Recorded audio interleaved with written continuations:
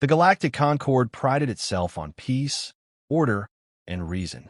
For over 10 millennia, its member species had worked in harmony, solving disputes with calm diplomacy, perfecting technology through consensus, and cataloging every known sentient race with near-obsessive precision. So, when their long-range sensors picked up a new spacefaring civilization on the edge of the Orion Arm, the initial response was mild curiosity. That curiosity didn't last long.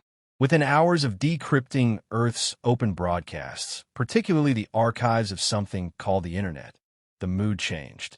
The council chamber filled with a chorus of panicked chitters, clicks, and subsonic murmurs. Is that a human launching himself into a swimming pool filled with fire? Why would they create a vehicle powered by fireworks? Did they just weaponize a microwave oven? Ambassador Zilnor of the Swaraj species narrowed his compound eyes at the projection screen, which now displayed a video titled "Florida Man Rides Gator into Liquor Store." He turned to his aide. "Give me a risk classification update." Immediately. Hours later, Earth was assigned a tentative designation, Civilization Code Orange, Unpredictable Behavioral Matrix. But still, the Concord had protocols. Observation, contact, assimilation into the peaceful galactic community. And so, they arranged a diplomatic meeting aboard a neutral orbital station, Station Tarsus, designed to accommodate the physiological needs of hundreds of species, including oxygen-breathing bipeds like the humans. That's when everything started going sideways. Mason Hart had never been to space before. A Texan welder turned part-time mechanic. He wasn't exactly the galaxy's dream pick for humanity's first interstellar ambassador. But Mason won a viral contest on Earth's social media platform Feedburst called "Who Should Meet the Aliens?" His entry video involved juggling flaming chainsaws while reciting Shakespeare. Apparently, that counted as culturally representative. The first contact ceremony began with standard pleasantries. The SYRRH floated gracefully in their nutrient mist, their vocal emitters translating Zilnor's speech into smooth English. Mason sat across the table in a foldable lawn chair he'd insisted on bringing. On behalf of the Galactic Concord, Zilnor intoned, "We welcome the human race to the stars." Mason beamed. "Right on, man. Cheers." He cracked open a beer can and raised it in salute. The carbonation hissed in the dead silent room. Zilnor twitched nervously. "Is that a weapon?" "Nope, just liquid courage." 10 minutes into the ceremony, the station's gravity stabilizers glitched. Lights flickered. A shrill alarm echoed through the halls. Panic rippled among the Concord delegates. "Containment field failure in Sector G," chirped a station AI. "Stabilizer capacitor offline. Gravitational inversion imminent." Technicians scrambled. Zilnor reached for his comm, "Dispatch emergency response." But then Mason stood up, handed his half-empty beer to a stunned Zilnor, and grinned. "Hold my beer." Zilnor blinked, his tendrils stiff with confusion. What?" But Mason was already moving, more accurately, launching himself down the corridor toward the failing stabilizer chamber. He wore no protective gear, carried no tools, and had no clearance. What he did have was a length of duct tape, a belt of spare circuit boards, and a manic gleam in his eyes. Security footage later reviewed by Concord analysts showed Mason clambering into the anti-grav engine like a man possessed. Sparks flew. Panels were yanked out. Wires were twisted and spliced in ways no manual would ever allow. 3 minutes later, the alarm stopped. Gravity stabilized. Silence fell across the station. Back in the chamber, Mason emerged from a hatch, covered in soot and hydraulic fluid, holding a burnt capacitor in one hand and a half-melted beer can in the other. "Y'all gotta fix your surge protectors," he said casually. Zilnor didn't speak for several seconds. When he finally did, it was to his aide. "Open a Level 7 incident report," he said flatly. "Tag it. Human behavior, spontaneous intervention. Add a new code phrase, hold my beer. Possible precursor to extreme action." His aide, pale and wide-eyed, nodded. As the humans left the station later that day, the Concord Council convened an emergency meeting. "I move to escalate humanity's threat designation," one delegate said. To what level? A pause. Then, maximum. Effective immediately. Until we figure out what hold my beer really means. The incident aboard Station Tarsus was not the last. In fact, it was barely the beginning. After Mason Hart's gravity-defying stunt, the Galactic Concord scrambled to understand the new species they'd welcomed into the stars. A specialized subcommittee was formed within the Galactic Risk Analysis Bureau, HSHB, short for Humans Saying Hold My Beer. Their goal: catalog every known incident involving the now infamous phrase and assess its potential consequences. Their findings were alarming. Case file number 27, the rover rocket. Location: mining outpost Delta 9. Species involved: Varik, human. The Varik outpost experienced a system-wide failure after a meteor storm severed their orbital tether and destroyed all escape shuttles. They sent out a distress call, expecting rescue in 48 standard hours. Enter Jake Dalton, a human mechanic stationed temporarily as part of an interspecies engineering program. After inspecting the broken tether and shattered hangar, Jake uttered the words, "Hold my beer." Witnesses later confirmed he had no beer. He said it anyway. What followed defied every regulation in the Concord's engineering code. Jake disassembled 2 mining rovers, fused them into a rough spacecraft using exposed solar panels and hastily rerouted plasma vents, and launched the Varik survivors into low orbit using the station's cargo launch rails. The makeshift shuttle lacked shielding, guidance systems, and any recognizable structural integrity. It worked. When questioned afterward, Jake's explanation was, "You ever played Kerbal Space Program?" The Varik Council awarded him a Crystal of Valor. The Concorde reclassified improvised human vehicles as highly volatile, paradoxically effective. Case file number 43, the Death Liquor Diplomacy.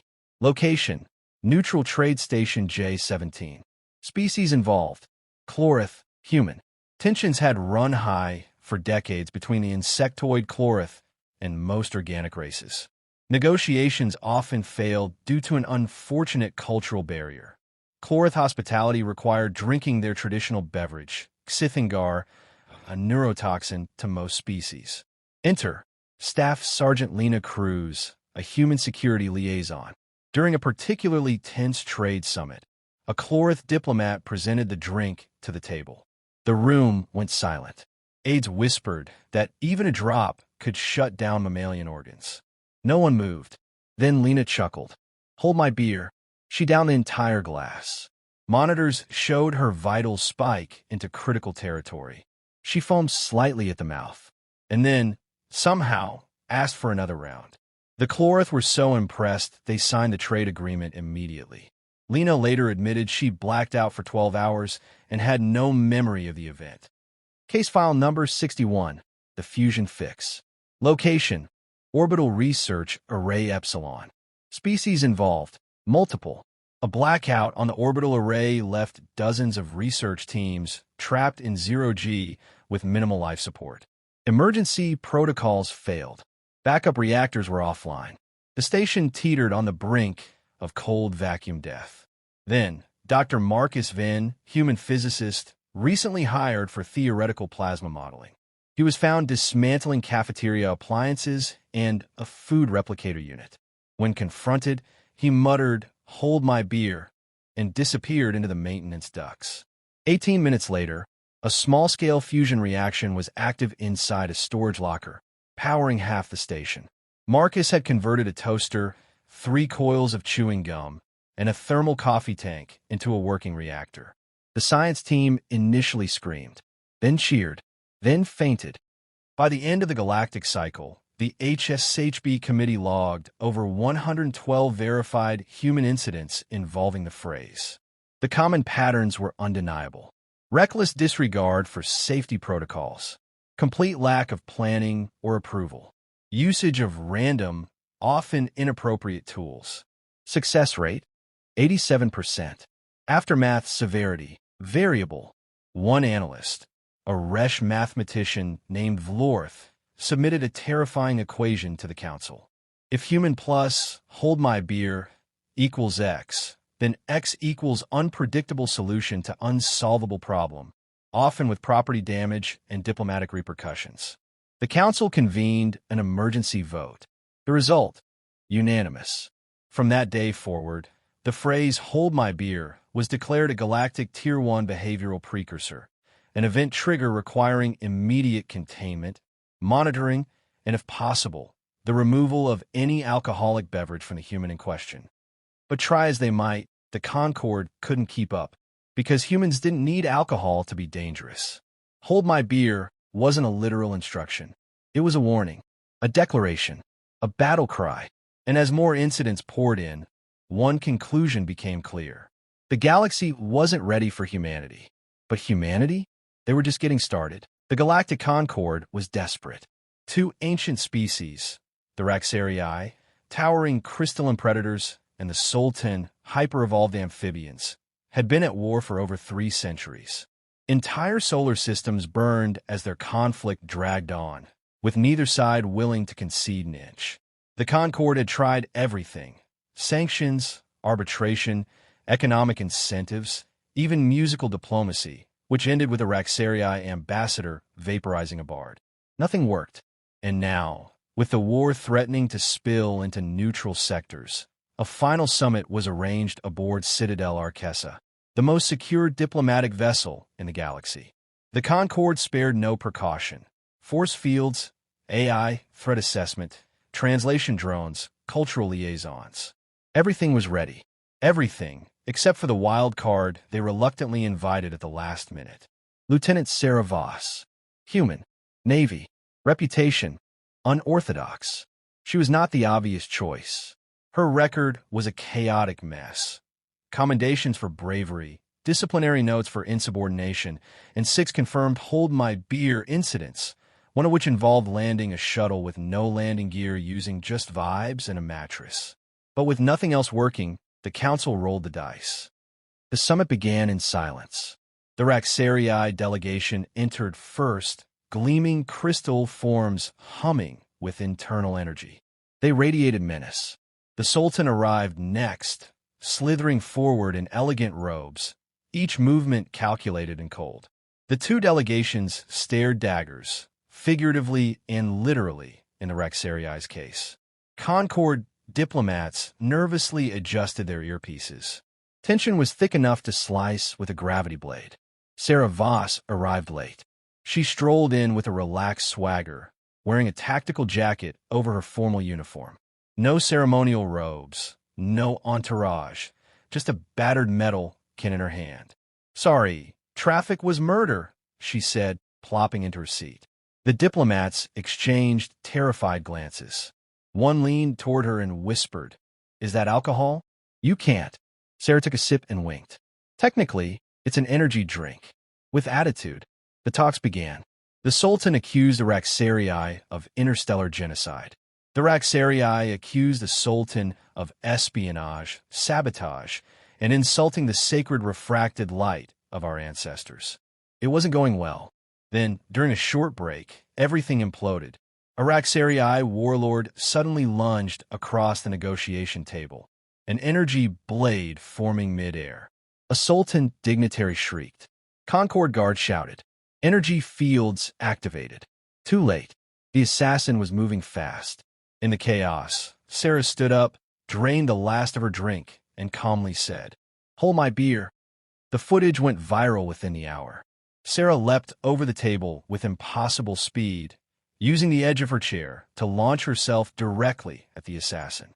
Mid-air, she grabbed a ceremonial loaf of bread from the buffet table and clubbed the Raxarii in the head. The energy blade missed the Sultan by inches. Then, as if improvising from instinct alone, Sarah ripped a decorative banner off the wall, wrapped the stunned assassin in it, and locked them down with a serving fork wedged into the floor panels. The room was silent. One of the Sultan delegates whispered, She saved our lives." The Raxarii, second in command, stepped forward, inspected the restrained attacker, then let out a crystalline chuckle. "You subdued a battle-forged soldier with bread?" Sarah shrugged. Better than letting him slice sushi out of a diplomat. The Raxarii turned toward the Sultan. Perhaps we have underestimated your allies. To everyone's shock, the Raxarii sat down. So did the Sultan. And for the first time in 300 years, they talked. Not through translators. Not through threats. They talked because a single human had broken the deadlock. Not with politics, but with action. The Concord Council watched the recordings in silence. No one spoke until Ambassador Zilnor finally exhaled and said, "It's official. When a human says, 'Hold my beer,' treat it as a galactic emergency event." A motion passed to create the HMB protocol, a universal alert issued whenever a human was within 50 meters of a diplomatic negotiation, engineering failure, or poorly thought-out challenge. The name was formalized. Human Incident Class Omega, HMB Declaration. Back aboard the Arquessa, Sarah returned to her quarters. She opened a fresh can of her dubious energy drink and toasted the stars. "You know," she muttered to herself, "I should probably stop doing that." She didn't mean it. Neither did the galaxy. Because by now, everyone understood. When a human says, "Hold my beer," something ridiculous and world-changing is about to happen. The Galactic Concord had rules, layers upon layers of them. For 10,000 years, these rules had kept peace among countless species, systems, and star empires. But after a single Terran year of human involvement, the rulebooks were shredded. Entire departments were restructured just to monitor humanity. The phrase, "Hold my beer," was embedded into over 9,000 threat detection algorithms. Emergency response crews were retrained to interpret human idioms. And yet, none of it was enough. Because the humans had stopped waiting for things to go wrong. Now, they were seeking out impossibilities on purpose. The assignment was officially titled Operation Event Horizon. An uncharted gravitational anomaly had been discovered at the edge of galactic space. It defied physics. Ships that entered its perimeter never returned. Scanners failed. Probes imploded. No known species dared investigate further. Until a Terran science vessel, the Valkyrie Dawn, volunteered.